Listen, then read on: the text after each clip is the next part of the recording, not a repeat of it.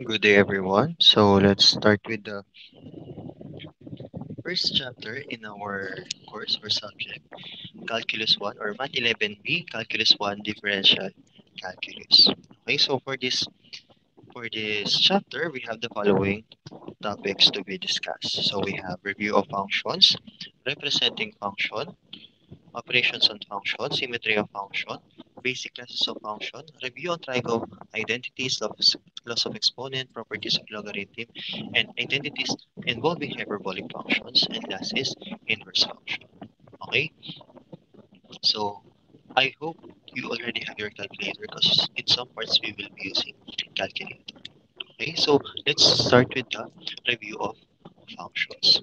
Okay, so sa diagram na yan, may makikita tayong dalawang relation. Okay, again, what is a relation? A relation shows the relationship between two sets or between the sets of input and the sets of output. Okay, so in the first diagram, yung relation G, so we can see na for the input A, we have output 2. So kung makikita niyo yung arrow, so we have from input A, we have output 2. From input B, we have output 1. Input C and D both have output 3. Okay? While in relation H, we have the input A, ang output niya ay 2. Ang input B naman, ang output niya is either 1 or 2. Ang input ni C and D ay still 3 pa rin. Okay? So, ano ang pinakaiba nila? Okay? So, the first relation is our main concern in this chapter. Okay? Because that is a function. Okay? So, a function, to simply describe it, is a special relation wherein for every input you have a defined or one output. Okay? So, kung input mo kay A, or kung mayroon kang input A, dapat isa lang ang output niya, which is 2. Kung input mo ay B, dapat isa lang ang output niya, 1. Kung input mo ay C, dapat isa lang output niya, which is 3. Kung input mo ay isa lang, dapat ang output niya is 3. No problem kung pareho sila ng output as long as every one input must have one output. Okay? So, tawag dito. So, kung makikita kasi natin sa relation H, yung input B natin, meron siyang dalawang output. Okay? So, it already violates our definition of function. So, dapat kasi every one input, isa lang ang output. Pero dito sa case natin, yung input B, meron siyang dalawang possible output. So, it is not a function. Okay? So, relation G is a function. Okay? So, function, to simply say it, is a mapping from a set of inputs to a set of outputs with exactly one output for each input. So, yung katulad nga sinasabi natin kanina, kung mayroon kang isang input X, dapat pag dating niya sa function, pag ginamit mo siya sa function, isa lang ang kanyang output f of x. Okay? So, yung binabanggit natin kanina na set of inputs, yung x kanina na ginagamit natin, yung ABCD. So, ang tawag natin doon sa set of inputs na yon sa function ay domain. Okay? Yung tawag naman natin sa set of outputs, yung possible outputs ni domain or ng kada input is range. Okay? Or yung x natin is domain and then f of x is range. Okay? Or in x represents the inputs in function while range or f of x represents the output in the function. Okay, so we have three different ways in representing or in presenting functions. So we have through table, we have through graph, and we have through formula. Using a table, we can easily see, sorry, okay, so nagbaliktad yung presentation. So using table, we can easily see the output per each input. Okay, so sa tabular presentation kasi, makikita natin halimbawa, yung atin ditong domain or input will be the hours after midnight, yung 0 up to 23. Yung range naman natin will be yung 58 hanggang dito sa 58 ulit. Okay? So halimbawa, ang ating input or ang hours after midnight ay 3, let's say 3 hours after midnight, isa lang ang output niya or isa lang yung temperature na mariread, which is 52. Okay? So, still, isang input, 3 hours after midnight, ang output niya is isa, 52 temperature or 52 degree Fahrenheit. Okay? So, this is one way of representing function through table. So, through graph naman, pwede rin nating i-represent yung mga function natin. Okay? So, halimbawa, if you have input 0 dito, i-input natin again yung possible values of x, 0. Ang output niya ay ito, which is somewhere below 60. Okay? So, then meron din tayo halimbawa sa dito sa 8. Kung input natin ay 8, ang kanyang output ay ito, yung malapit sa 65. Okay? So, we can also use graph in representing function. And in some ways, ay meron tayong, tawag dito, may mga function tayo naman kailangan nating i-represent sa graph para madali natin siyang ma-visualize kung ano ba yung nagaganap sa function na yan. Okay? Later, meron tayong way in identifying if a graph is a function. Okay? Gamit lang yung graph is matutukoy na natin agad if yung isang function ay isang function. Okay? Or kung yung graph na yon ay nagpapakita ng isang function. Okay? So, meron din tayong excuse me, true formula. Okay? Kasi hindi naman po pwede na lagi na kailangan pa natin mag-drawing ng graph, maggawa ng table kasi may mga time na kailangan nating i-tignan or i-measure yung ating time or hindi pwedeng magkala tayo ng masyadong time to visualize the function. So, pwedeng ang gamitin natin is true formula. Okay? Kasi kung gagamitin natin sa formula is madali natin siyang maisusulat. Okay? Compared dun sa table and compared dun sa graph. Okay? So, meron din mga time na given ka ng function written in formula pero kailangan mo siyang i-present or i-show in a graph or a table. So, pwede mo yan gawin by defining your domain or alamin mo kung ano yung possible inputs doon sa function na yun and possible outputs na yun. Kapag alam mo na yung possible input sa function mo, yung possible values ng x, pwede ka ngayon mag-formulate ng table. Yung katulad sa temperature natin kanina.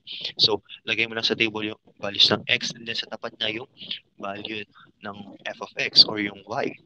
Okay? Or kung ano yung x and then yung corresponding yung f of x or output.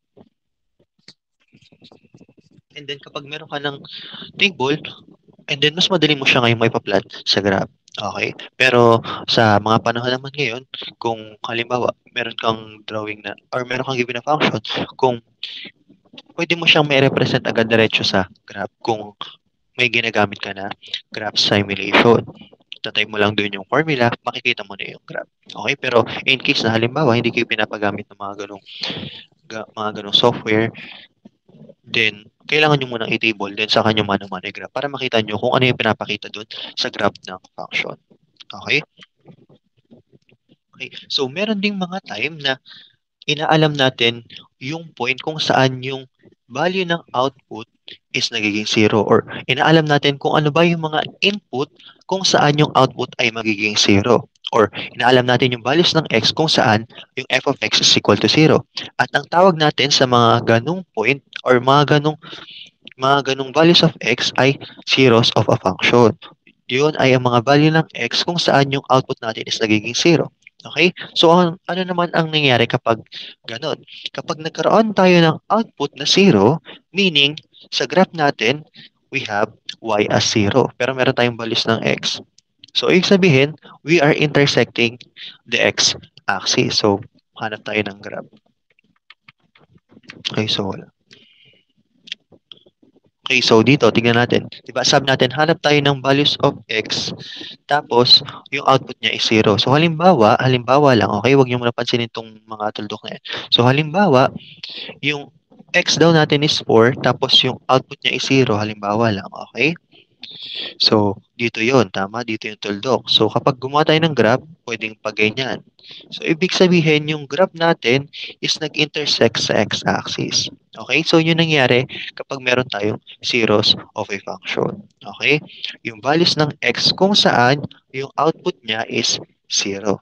Okay? So, meron ding mga time kung saan maraming values ng x na merong output na 0. Diba?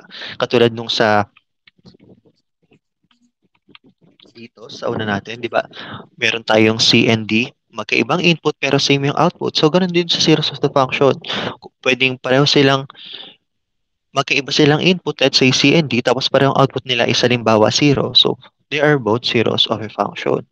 Okay? So, kapag nagkakaroon tayo ng more than one zeros of a function, you can imagine or we can assume na yung ating graph is hindi lang once mag-intersect sa x-axis. Mag-intersect siya depende kung ilang zeros of a function yung magagawa natin. Okay? Kung ilang values ng x yung may equivalent output na 0, ganun kadami din beses mag-intersect yung graph natin doon sa x-axis. Okay? So, yun yung point ng zeros of a function. Meron din tayong isa pang point of intersection na makikita dito. So, ito naman is kapag yung x naman yung 0. Okay? So, kapag yung x natin is 0, itong part na to, meron siyang equivalent na f of 0 or yung output kung saan yung x mo ay 0. Okay? So, ito naman yon yung sa kanina. So, parang dito. So, kung ang x natin ay 0 dito, yung y natin or f of f natin is nandito. Okay? Based dito sa ating given. So, halimbawa, yung x natin dito is 0, yung f of 0 daw natin is halimbawa 58. Okay? So, yan ang tinatawag naman natin na y-intercept. Kasi kapag halimbawa, tinuloy natin pa ganito, yung ating graph ay nag-intersect at that point. So, yan yung ating y-intercept. Okay? At kung sa series of function, pwedeng maraming beses ka mag-intersect sa x. Sa y-intercept, isang beses ka lang magkakaroon ng intersection sa y-axis. Okay? If we are talking about function. Kasi, again, remember that for a function to be a function or for a relation to be a function, dapat yung x natin ay may isang output lang. Okay? Since ang 0 naman natin na isa lang, so ang value of x equal to 0, isang value lang ng x, dapat isa lang yung output niya. Okay? We cannot have another point here kasi kapag nagkaroon tayo ng another point dito sa halimbawa sa 70, hindi na siya function kasi yung x natin at 0, meron siyang dalawang value. Okay? So, again, kapag naman y-intercept ang pinag-uusapan, isa lang yung kanyang possible y-intercept. Okay? Kasi isang beses lang pwede mag-intersect sa y-axis kapag function. Okay? So, meron tayong tinatawag na vertical line test. So, sa vertical line test, ito yung ginagamit natin para malaman kung ang ating graph ba ay isang function. Okay? So, ganito yan ginagawa. So, we have two graphs here. So, graph A and graph B. Okay, so sa graph A natin, nag-draw tayo ng vertical lines. Itong orange. So, imaginary vertical lines. So, these lines are parallel to the y-axis. Okay? So, itong first line, vertical line, na drawing natin, nag-intersect siya sa graph once. Itong vertical line na pangalawa din is once lang. Pero dito sa second graph, kung makikita natin, itong vertical line natin is nag-intersect ng 1, 2, 3 times. Sa kabila naman, 3 times din. Okay? So, ang point dito, using vertical line test, para masabi natin na siya ay isang function, dapat one time lang siya mag-intersect sa vertical line. Okay? So, katulad ng pinapoint out natin sa y-intercept na at one value of x dito, dapat isa lang yung output niya sa graph. So, eto lang. Hindi ka pwede magkaroon dito ng another intersection sa vertical line na to. Okay? Kasi kung nagkaroon siya ng intersection pa sa graph, dito sa same vertical line, hindi na siya function. Kasi magkakaroon siya ng two or more possible outputs for the x. Whereas, again, a function only has one output. Okay? Or an input in a function has only one output. Okay? So, same dito sa isa pang vertical line. This graph shows a function. While this graph, kung makikita natin dito sa vertical line na to, one value of x dito, pero meron siyang tatlong output. Okay? Meron siyang tatlong katumbas na value ng y dito. Dito din. Okay? So, ibig sabihin, hindi siya function. Okay? So, that is the vertical line test. Okay, so sa function, meron din tayong operations. Meron tayong addition, subtraction, multiplication, division, and composition of function. So, let us have example for each. So, for the addition of function, so halimbawa meron tayong f plus g of x. Para mas madali natin siyang isolve, paghiwalay natin. So, that is f of x plus g of x. Okay? So, function f plus function g. Okay, so halimbawa, yun nga, yung function f of x natin or function f natin is x squared minus x minus 2 and then yung g of x natin is x plus 1. So ano daw yung kanilang sum? At x is equal to 2. Okay, yung x natin is 2. Okay, so solving that, ang kailangan natin unang gawin, again, is paghiwalay natin. Okay, so yung f plus g of 2, rewrite natin into f of 2 plus g of 2. Okay, so doing that, solve muna natin yung f of 2 saka g of 2 na maghihiwalay, saka natin siya i-add. So we have f of 2, again, f of x is x squared minus x minus 2. Palitan lang natin si x ng 2. So we'll have 2 squared minus 2 minus 2. So we have 4 minus 2 minus 2. We have 0. Okay, so f of 2 is 0. So let us solve naman for g of 2. For g of 2, we have x plus 1 or g of x is x plus 1. So palitan natin si x ng 2 kasi pinalitan si x dito ng 2. So we have 2 plus 1. So our g of 2 is equal to 3. So the sum of functions f and g will be at 2 will be 0 plus 3 or simply 3. Okay, so that is our answer. So para naman sa subtraction, same principle lang din. Okay? Nagkaiba lang is naging subtraction. So, imbis na addition, ginawa natin siyang subtraction. Again, we have givens. And then, we're asked to solve for f minus g of negative 2. So, again, paghiwalayin muna natin siya. We have f of negative 2 minus g of negative 2. So, solve muna natin si f of negative 2, which is yung x natin, palitan na natin ng negative 2. Kasi negative 2 yung pilat natin sa x dito. Tama? Yung x, ginawa natin yung negative 2. So, 2 times negative 2 cube minus 4 times negative 2 plus 3. So, we have 2 times negative 8 is negative 16 plus 8 plus 3, we have negative 5. Okay? And then, kuhanin naman natin si g of negative 2. So, g of negative 2, palitan na natin si x squared or si x ng negative 2. So, we have negative 2 squared minus 2. And negative 2 squared is positive 4 minus 2. So, we have positive 2.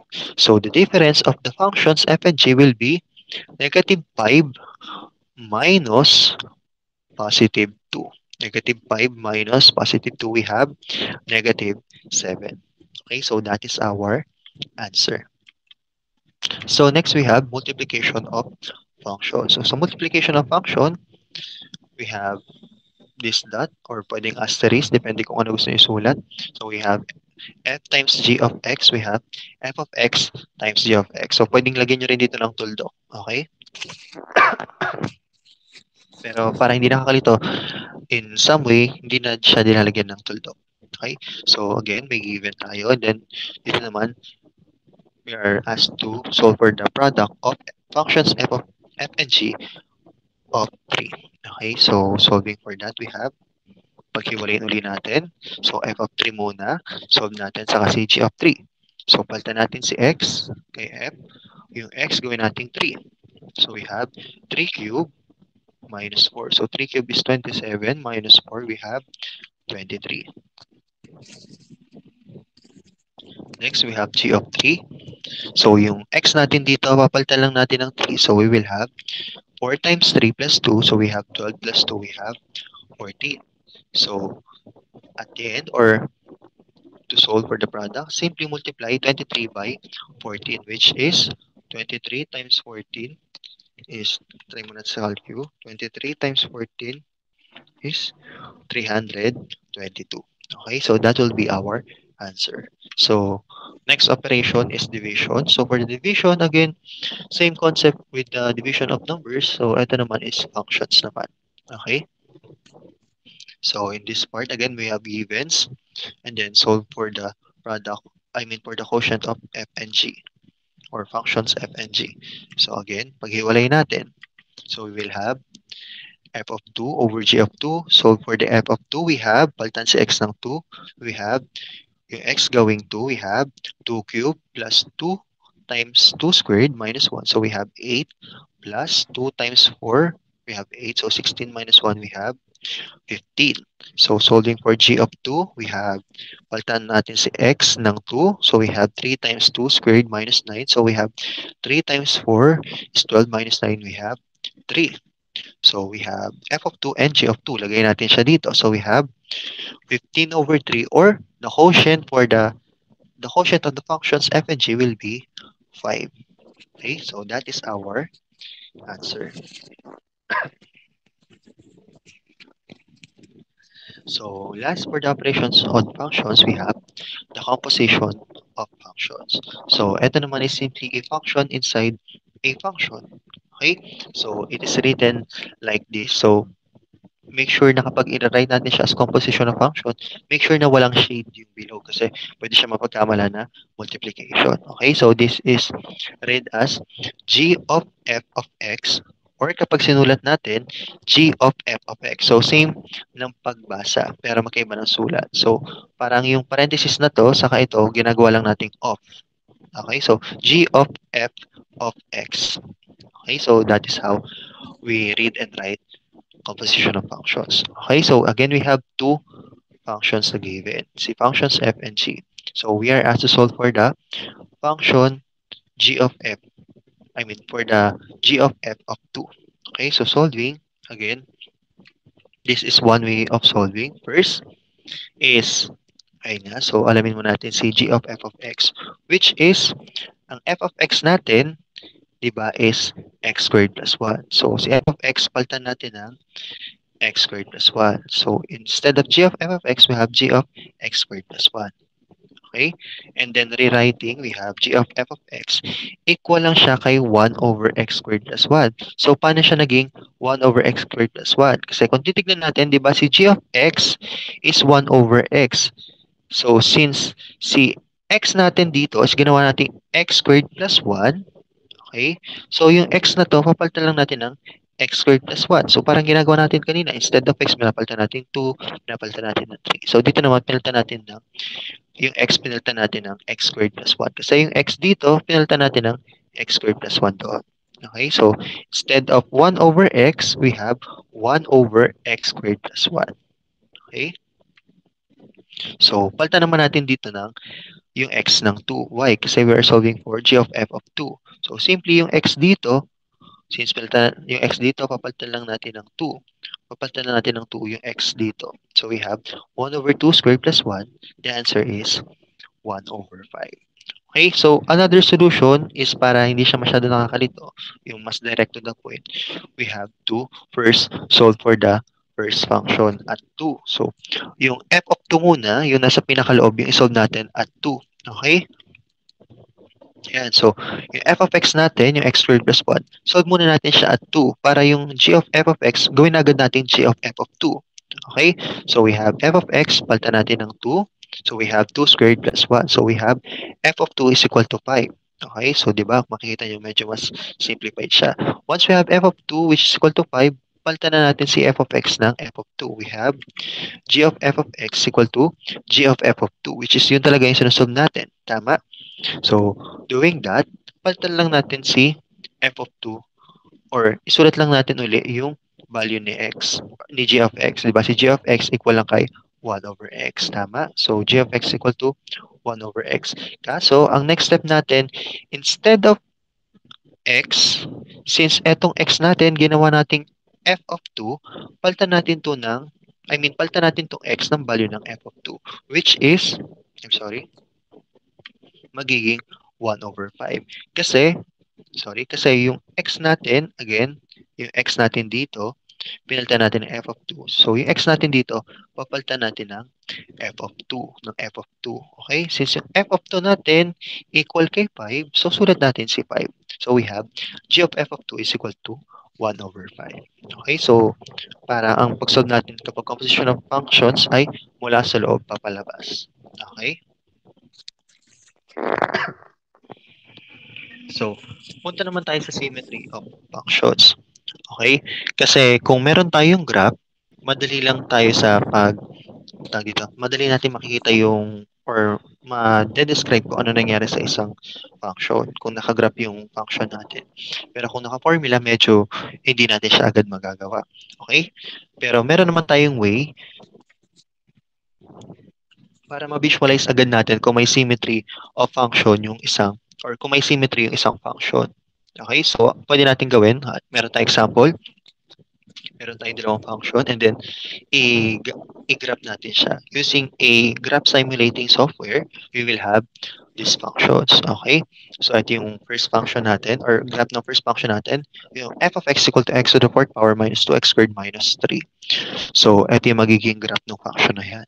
And kung makikita natin, if we are talking about symmetry, so kapag sinabi natin symmetry, kapag hinati natin siya at certain part or sa halimbawa sa gitna, kung ano yung meron sa kabilang side, meron din sa kabilang side. So, in this part, obviously, meron siyang symmetry about the y-axis. Why? Kasi kapag dito sa gitna natin siya parang hinati, yung nandito sa part na to, meron din sa part na to. Tama? Yung parang sa human anatomy. Okay?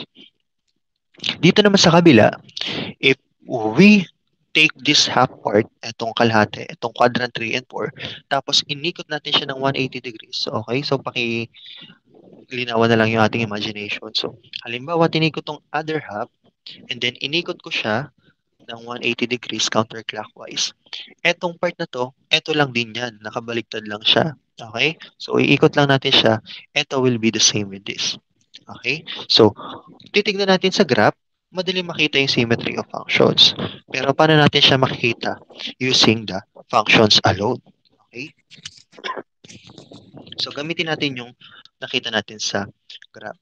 Okay? So, sa graph na to, this shows, di ba, katulad sabi natin kanina, or by understanding this graph, we have asymmetry about the y-axis. And ano ang nangyayari sa symmetry about the y-axis?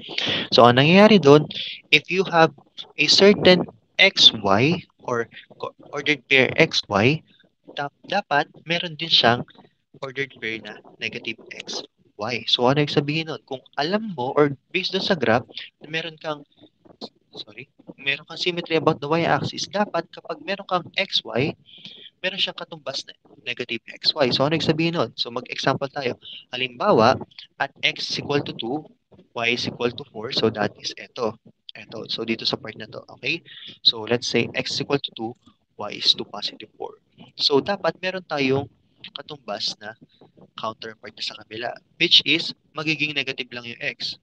So, di ba? Di ba, we have 2. So, yung x natin magiging negative, so we have negative 2. Yung y is the same, 4. So, with that information, we have 2 and 4. We have 2 comma 4. We have negative 2 comma 4. And by looking at the graph, we can see na located sila at the same distance from the y-axis and from the x-axis. Tama? Or we can say na meron talaga siyang symmetry. So, ano ang point noon? Okay? So, ang overall point noon is using the same x, you will have or you must have f of negative x is equal to x. Okay? So, gamitin natin siya dito sa function na to. Okay? So, using your calculator, so, gamitin natin si x is equal to 2. Okay? Using x is equal to 2, yung x to the fourth power, gawin natin 2 raised to 4 minus 2 times 2 squared minus 3, we have 5. Okay, so I think etong ating graph will intersect at 5. Okay, so dito siya mag-intersect. So at 4 is malapit lang, pero sa 5 siya mag-intersect. Okay, so if our input is 2, our output must be 5. Okay, so that is f of x. At x is equal to 5, f of x is, at x is equal to 2, f of x is equal to 5.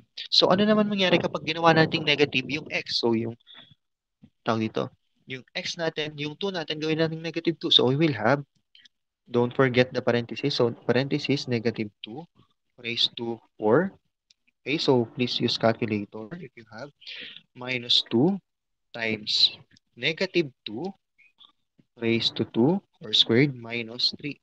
So we have the same answer, which is 5.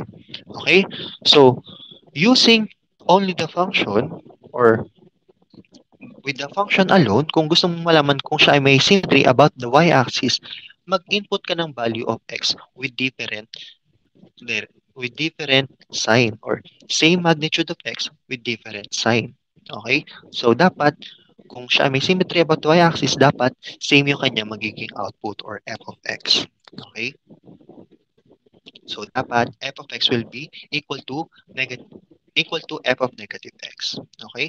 And yung function na yan is we can call an even function. Okay? If may ganyan siya property, we can call that an even function. Okay? So, paano naman yung sa case number 2, yung may symmetry about the origin? Okay? So, in this part, yung based dun sa ating graph, hindi natin siya mabivisualize yung etong sinasabi dito sa ating nakalagay. So, what we can do is paki-imagine, baliktarin natin to. Okay? So, nasa babang part siya. And then, ito, nasa babang part. Ay, nasa taas na part. Para masatisfy natin yung quadrant 1 na xy and quadrant 3 na negative xy. Okay?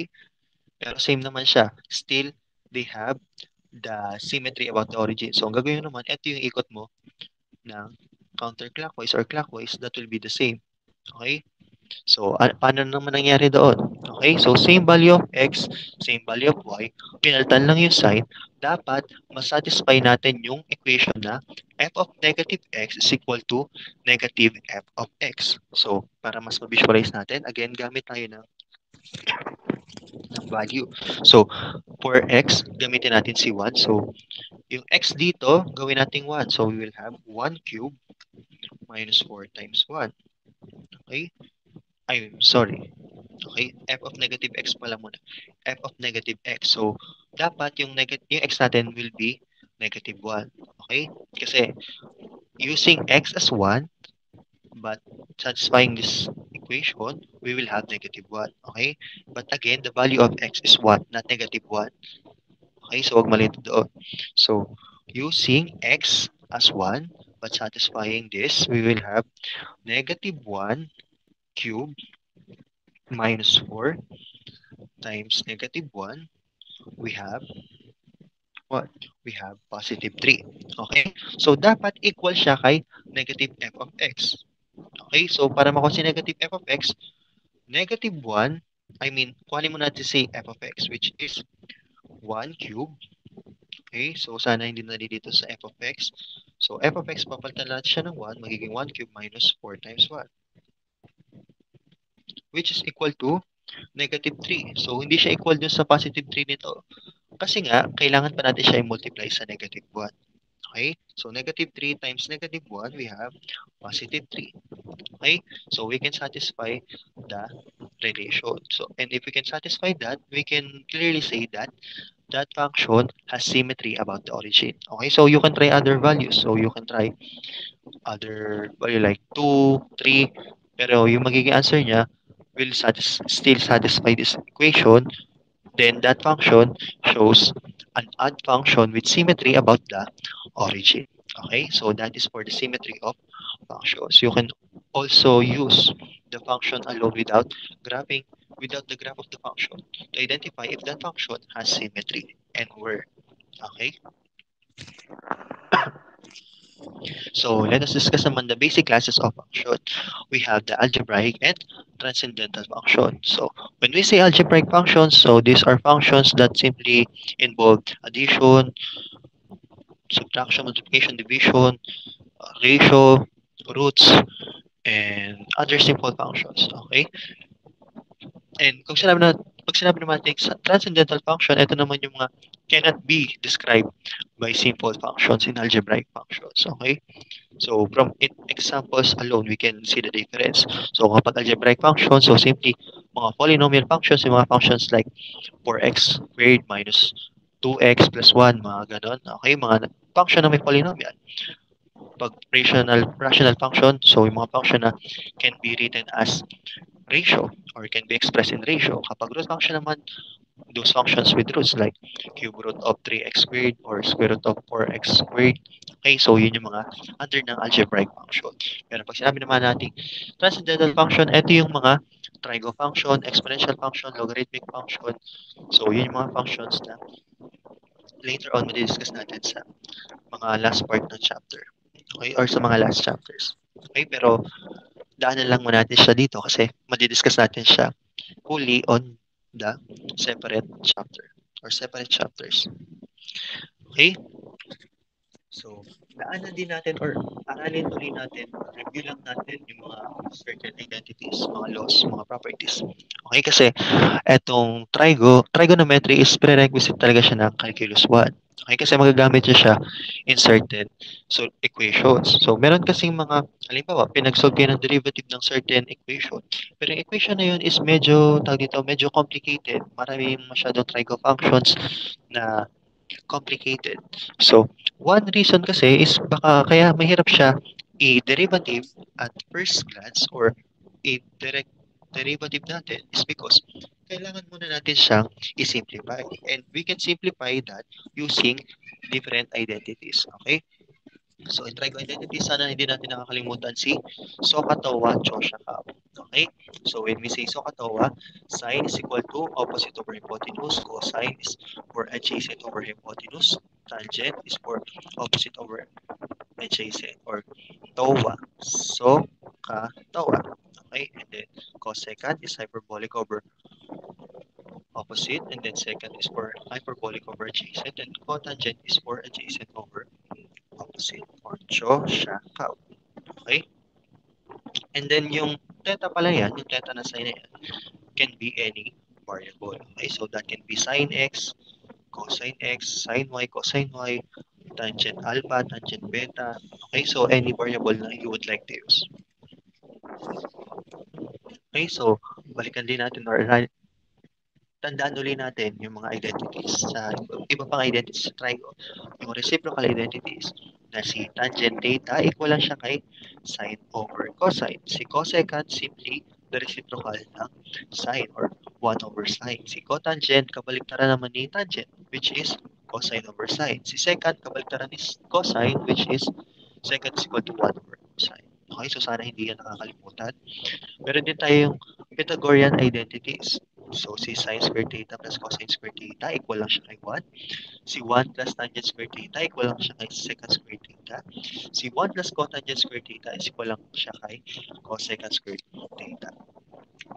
Meron din tayong addition and subtraction formulas for the sine and cosine. So, if you have sine of two different angles, let's say sine alpha plus beta, so you will have the mnemonic sin cos cosine. Okay, so kailangan nyo lang tandaan kay sin cos cosine is yung kanyang angle is mauna kung ano yung nauna. So, sin sine alpha, cosine beta, plus minus cosine alpha, sine beta. For the sign in between the sin cos and cosine, kung sa dito is positive ang ginamit, and then dito positive din. Pero kung negative, negative din. Okay? So, kabaliktaran naman sa cosine of two angles. So, kung dito positive, dito magiging negative, dito negative, dito magiging positive. Okay? And ang mnemonic naman para kay cosine of two angles, of two different angles is cos cos sin sin. Okay? So, sine is sin cos cosine, cosine is cos cos sin sin. So, para naman sa double angle formula, so magagamit din natin to in simplification of certain equations. So, sine of 2 theta is equal to 2 sine theta cosine theta. So, etong 2 na to is not written as 2 sine theta. Okay? So, hindi siya pwedeng ilabas. Okay? So, kasama siya ni theta. So, that is sine of 2 theta. So, that is equal to 2 sine theta cosine theta. And then, si cosine 2 theta naman can be written as either 2 cosine squared theta minus 1 or 1 minus 2 sine squared theta or cosine squared theta minus sine squared theta.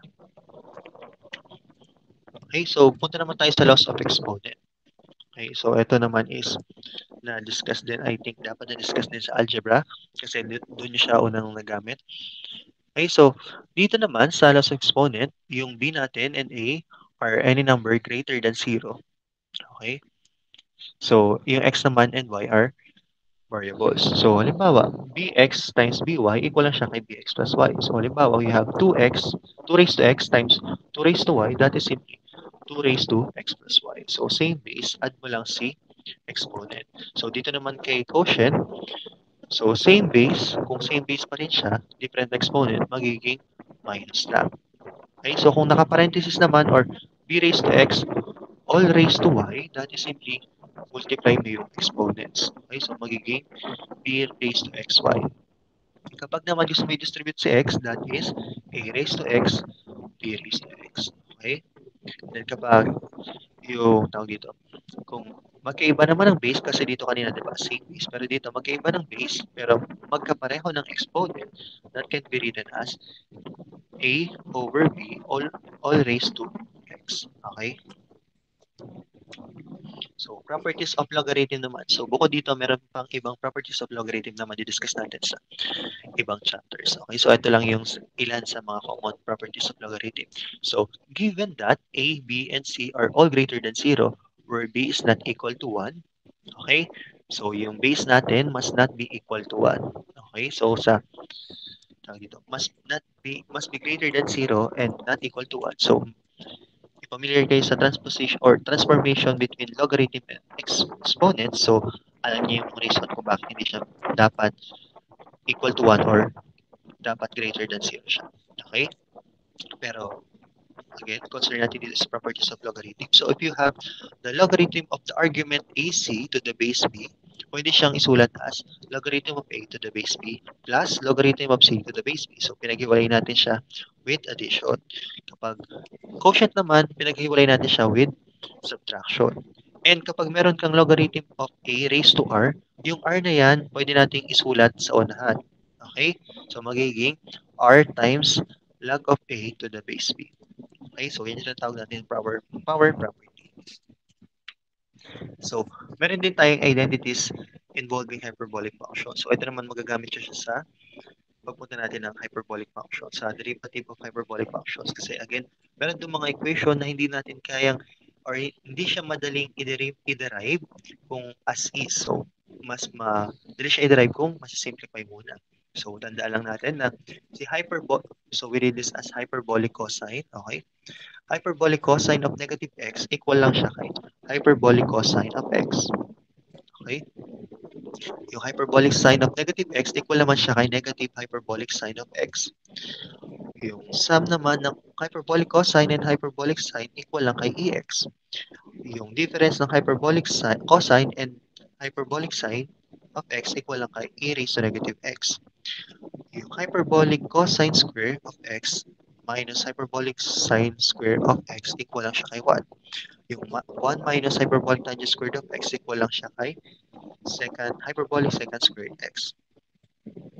Yung hyperbolic cotangent squared x minus 1 equal lang siya kay hyperbolic cosecant squared x. Okay, so kung mapapansin nyo itong 5, 6, 7, kamukha lang siya nung trigo identities natin kanina sa mga trigo function. Pero nagkaiba-iba lang ng sign. Okay? So, meron din tayo sa sum and difference of hyperbolic sine of two different angles. So, dito, natandaan naman natin is pareho na sila na plus, plus, minus, minus, plus, plus, minus, minus. And same pa rin na sin, cos, cosine. Cos, cos, sin, sin. Okay? So, iba lang is naging hyperbolic na siya. And then 10 and 11, tandaan natin na ang equivalent ni hyperbolic cosine of x ay e raised to x plus e raised to negative x over 2. And from here, pwede natin ma-derive yung value ni hyperbolic tangent, ni hyperbolic cotangent, ni hyperbolic secant, and hyperbolic cosine gamit tong dalawang to. Okay? So, 11 hyperbolic sine of x equal lang kay e raised to x minus e raised to negative x over 2. Okay? So, punta naman tayo sa last part ng chapter 1, yung inverse function. So, inverse function reverses the operation done by a particular function. In other words, whatever a function does, the inverse function undoes it. So, simply saying, kung ang main difference nila is ang nangyari doon sa function, ito yung function natin, function f, kung ang domain niya is yung x and yung range niya ay y, doon sa inverse function, yung f raised to negative 1, ang domain niya will be the y and yung range niya will be the x. Okay, so magkabaliktaran. Okay, so para mas maintindihan natin siya, mag-solve tayo ng isang example regarding the transformation or getting the inverse of a function kung meron siya. Okay? So, meron tayong two steps in getting the inverse function. So, first is solve the equation y is equal to f of x for x. And then second is interchange the variables x and y and then palitan mo si y ng f inverse function of x. Okay, so meron tayong example dito. Sorry, okay. So, ang example given natin is f of x equal to 3x minus 4. So, pinapako sa atin si inverse ng function na yun. Okay, so first, again, step number 1 is solve the equation y is equal to f of x for x. So, una, yung f of x, gagawin natin y. So, etong f of x, write natin as y. Okay, so, eto. So, y, yung f of x equal to 3x minus 4, naging y is equal to 3x minus 4. And then, solve for x. So, kailangan nating isolate si x sa isang side. So, in this manner, pwedeng gawin natin is SPE or kung naksanayan si transposition. So, using transposition, yung negative 4 magiging positive 4. So, we have y plus 4. And since nakasanayan natin na nasa left side lang yung sinusot, so i-interchange lang natin siya. So, y plus 4 mapupunta dito and then yung 3x mapupunta dito. So, we'll have 3x equal to y plus 4. Then solving for x, divide lang natin siya both sides by 3. So we have x equal to y plus 4 over 3. So that is our first step. So for the next step, palitan lang daw natin si x and y or pagpalitin. And then yung y, gawin natin inverse function of x. So we'll do that by, again, first, pagpalitin natin si x and y. So we'll have y is equal to x plus 4 over 3. And then yung y daw, papalitan natin ng inverse function of x. Okay, so ito, ginawa natin ganito. So this is our inverse function. Okay, so this is inverse function of this. Okay, so meron tayong method of checking. Okay, so para malaman natin kung tama yung sagot natin, we have to satisfy these equations. Okay, so una, dapat yung inverse function of f of x is equal to x. And yung isa is yung function of inverse function of x equal din dapat kay x. Okay, so paano yun? So kung babalikan natin, alamin muna natin yung value ng f of x. Again, yung f of x natin sa given is 3x minus 4. And then, yung nasolve natin ng inverse function is x plus 4 over 3. Tama? So, ito yung given natin ngayon. And then, mag-proceed tayo sa composition of function. So, composition of function, write lang natin siya, yung ating equation na dapat masatisfy. And then, yung f of x, palitan natin ng value niya, which is 3x minus 4. Tama? So, magiging inverse function of 3x minus 4. And then, yung x dito is mapapalitan lang, yung x dito, mapapalitan neto. Okay? So, again, ito yung first equation natin. Papalitan natin ng pinalit natin dito. Since ang pinalit natin dito is itong f of x, itong 3x minus 4, ito yung papalit natin sa x na naan dito. Okay, so we will have 3x minus 4. So again, itong x na to, pinalitan natin ng x nito. So we'll have 3x minus 4 plus 4 over 3 is equal to x. And then simplify, we will have, again, magiging cancel si 4. So negative 4 plus 4 is 0. So we will have 3x over 3. Sorry, 3x over 3 kasi maka-cancel to is equal to x. So cancel din si 3. We have x is equal to x. So na satisfy natin si first equation. So satisfy din dapat natin tong second equation para masabi na natin na tama yung inverse function. So ganun naman ang gawin natin. Again, same given. So gawin natin naman is the other way around. The other way. Or yung inverse function of x yung ipapalit natin sa x. Okay? And since inverse function of x is x plus 4 over 3, papalitan natin siya dito. Okay? Ito is pinalitan natin ang value niya. Okay? And then itong x plus 4 over 3, ito yung ipapalit natin dito. Okay? Kasi again, itong f of x, yung x pinalitan natin ng f, inverse function of x. Ito pinalitan ng value na yun. So, mangyayari, ito ipapalit natin dito sa original value sa f of x. Okay? O sana hindi nalilito sa composition of function. So, ang mangyayari, we'll have 3 times x plus 4 over 3 minus 4 is equal to x. So, simplifying, cancel si 3.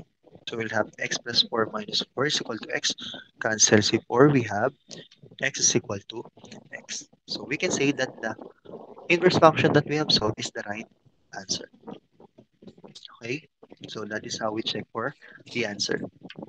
Okay, so yung example natin kanina na merong one output per each input, we call that as a one-to-one function. So ano ibig sabihin ng one-to-one function? Okay, so ibig sabihin nun, balik tayo dito. Ay, wag na pala. Medyo So, ibig sabihin ng one-to-one function, so halimbawa, ang input natin ay A, ang output niya ay 1. Ang input natin ay B, ang output niya ay 2. Ang input natin ay C, ang output niya ay 3. Ang input natin ay D, ang output niya ay 4. So forth and so on. Ang main point is dapat, kung isang input mo, dapat isang output at walang magkaibang input na may same output. Okay? Dapat 1 is to 1. Yung A para kay 1, yung B para kay 2, yung C para kay 3, yung D para kay 4. Okay? So, yun ibig sabihin ng one-to-one function.